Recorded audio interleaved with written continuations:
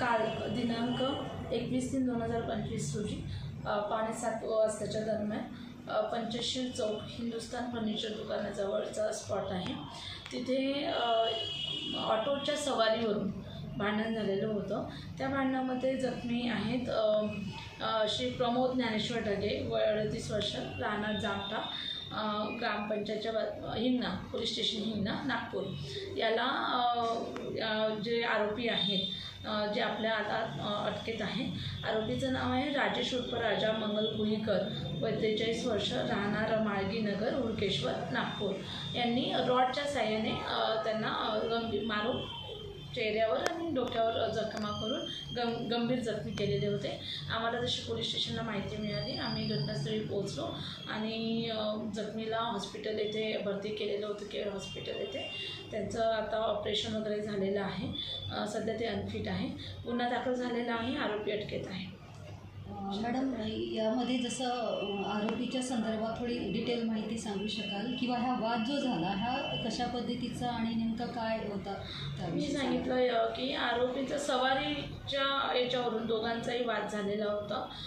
जो आरोपी आहे याचा ऑटो आहे आणि जो जखमी आहे त्याची मॅक्स जी गाडी आहे, ई रिक्षा नाही, मॅक्स मोठी गाडी आहे.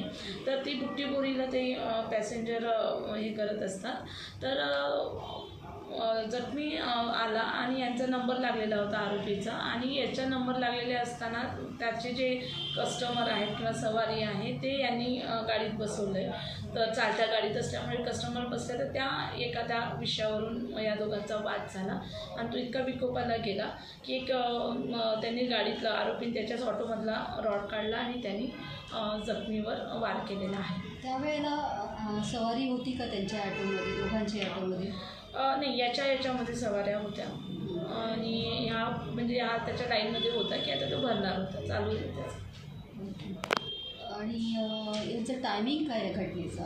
6:45 7 वाजताच्या दरम्यानची घटना आहे. बरं, आता जो आरोपी तुम्ही अरेस्ट केलेला आहे तर त्याचा PCR वगैरे किती दिवसाचा? आता आपण काल म्हणजे मध्यरात्री त्याला अटक केलेली आहे. आरोपीला आमच्या DB पथकाने त्याला शोधलेला आहे. फरार होता, त्याला शोधलं, त्याला ताब्यात घेतलं आणि विचारपूस करून अटक केलेली आहे.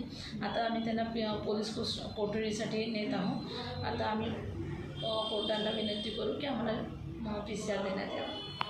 बरं, हा जो मृतक आहे हा अत्यावस्थेत आहे, म्हणजे त्याचे चान्सेस आहे का, म्हणजे तो बरा होईल किंवा? ते डॉक्टरांनी सध्या अनफिट दिलेलं आहे. त्याचं ऑपरेशन झालेलं आहे. आता पुढे